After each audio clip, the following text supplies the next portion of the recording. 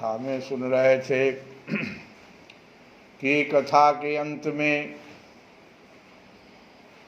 श्रीमद् भागवत की जो कथा सप्ताह यज्ञ विधि से हो रही थी, तो कथा के अंत में ज्ञान, वैराग्य और भक्ति को बड़ी पुष्टि मिली और वे तीनों एकदम तरुण होकर सब जीवों का चित्त अपनी ओर आकर्षित करने लगे।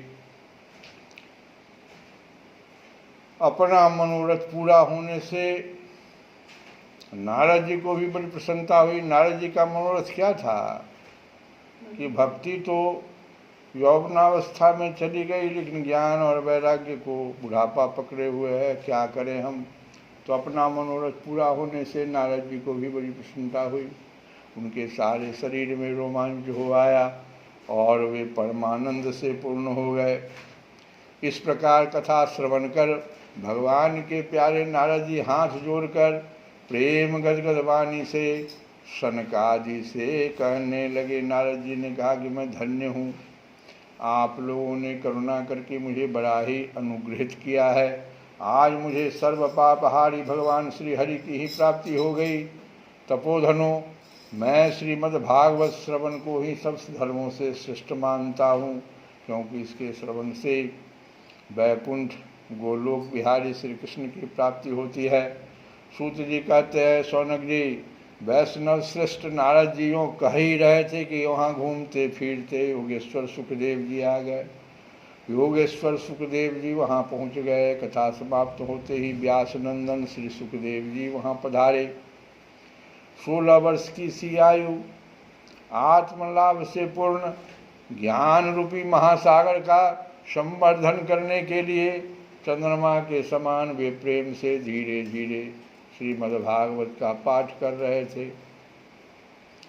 परम तेजस्वी सुखदेव जी को देखकर सारे सभासद झटपट खड़े हो गए और उन्हें एक ऊंचे आसन पर बैठाया। हृदयवर्षी नारद जी ने उनका प्रेम पूर्वक पूजन किया। उन्होंने सुखपूर्वक बैठकर कहा, आप लोग मेरी निर्मल वाणी सुनिए। श्री सुखदेव जी बोले, रसिक एवं भावुक जन, यह श्रीमद्भागवत वेद रूप कल्प वृक्ष का परिपक्व फल है। श्री सुखदेव रूप सुख के मुख का संयोग होने से अमृत रस से परिपूर्ण है। कोई भी फल जो पक जाता है, अगर उसको सुग्गा छू दे, तोता छू दे, इसका मतलब उसमें बहुत सारा रस है। यह रस ही रस है, इसमें न छिलका है न गुठली है, इसी लोक में सुलभ है। और ये सब जगह सुलभ भी नहीं है, इसी लोक में सुलभ है। जब तक शरीर में चेतना रहे तब तक आप लोग बार बार इसका पान करिए, खूब रस पीजिए। महामुनि व्यासदेव ने श्रीमद्भागवत महापुराण की रचना की है। इसमें निष्कपट निष्काम परम धर्म का निरूपण है। इसमें शुद्धांतःकरण सत्पुरुषों के जानने योग कल्याणकारी वास्तविक वस्तु का वर्णन है, जिससे तीनों तापों की शांति होती है।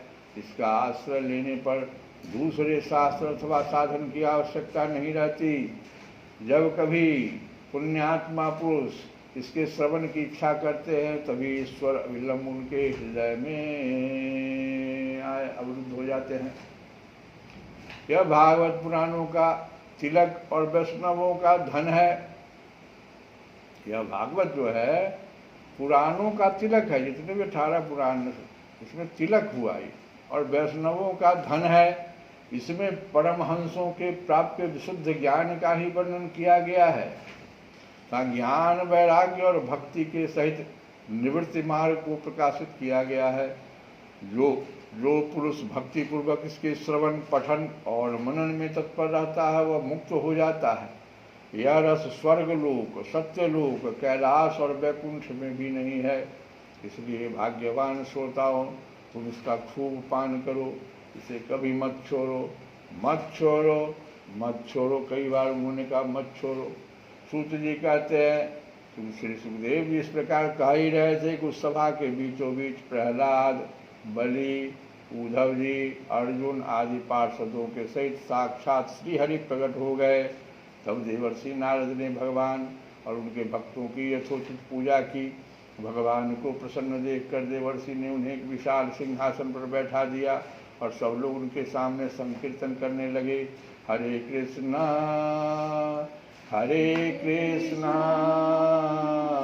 कृष्णा कृष्णा हरे हरे, हरे राम राम राम हरे हरे, हरे कृष्णा कृष्णा कृष्णा हरे हरे,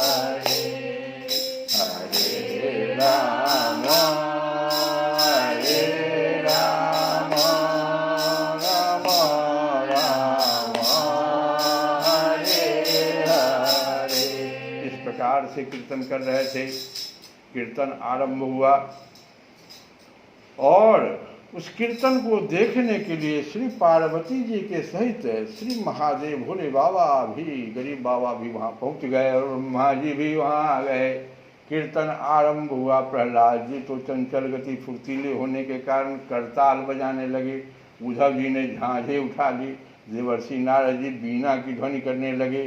स्वर विज्ञान गान विद्या में कुशल होने के कारण अर्जुन राग लापने लगे। इंद्र ने मृदंग बजाना आरंभ कर दिया। सनक आदि बीच बीच में जय घोष करने लगे और इन सब के आगे सुखदेव जी तरह तरह की सरस अंग भंगी करके भाव बताने लगे। इन सब के बीच में परम तेजस्वी भक्ति, ज्ञान और वैराग्य नटों के समान नाचने लगे। ऐसा लौकिक कीर्तन देखकर भगवान प्रसन्न हो गए और इस प्रकार भगवान कहने लगे कि मैं तुम्हारी इस कथा और कीर्तन से बहुत प्रसन्न हूँ। तुम्हारे भक्ति भाव ने इस समय मुझे अपने बस में कर लिया है, अतः तुम लोग मुझसे वर मांगो। भगवान के वचन सुनकर सब लोग बड़े प्रसन्न हुए और प्रेमाद्र चित्त से भगवान से कहने लगे कि भगवान हमारी अभिलाषा है कि भविष्य में भी जहाँ कहीं सप्ताह कथा हो वहाँ आप इन पार्षदों के सहित अवश्य पधारिए, हमारा यह मनोरथ पूर्ण कर दीजिए। भगवान ने तथास्तु कहकर अंतर ध्यान भगवान वहाँ से हो गए। इसके पश्चात नारद जी ने भगवान तथा उनके पार्षदों के चरणों को लक्ष्य करके प्रणाम किया और फिर सुखदेव जी आदि तपस्वियों को भी नमस्कार किया। कथामृत का पान करने से सब लोगों को बड़ा ही आनंद हुआ, उनका सारा मोह नष्ट हो गया। फिर वे सब लोग अपने अपने स्थानों को चले गए। उस समय श्री सुखदेव जी ने भक्ति को उसके पुत्रों सहित अपने शास्त्र में स्थापित कर दिया। इसी शास्त्र में भक्ति को भी और उनके पुत्रों को दोनों को सुखदेव जी स्थापित कर दिए। इसी से भागवत का सेवन करने से श्री हरि वैष्णवों के हृदय में आ विराजते। भगवान तो वैष्णव के हृदय में आ जाते हैं। और जो लोग दरिद्रता के दुख ज्वर की ज्वाला से दग्ध हो रहे हैं, जिन्हें माया पिशाची ने रौंद डाला है, तथा जो संसार समुद्र में डूब रहे हैं, उनका कल्याण करने के लिए श्रीमद् भागवत सिंहनाद कर रहा श्री कृष्ण गोविंद हरे मुरारे हे नाथ नारायण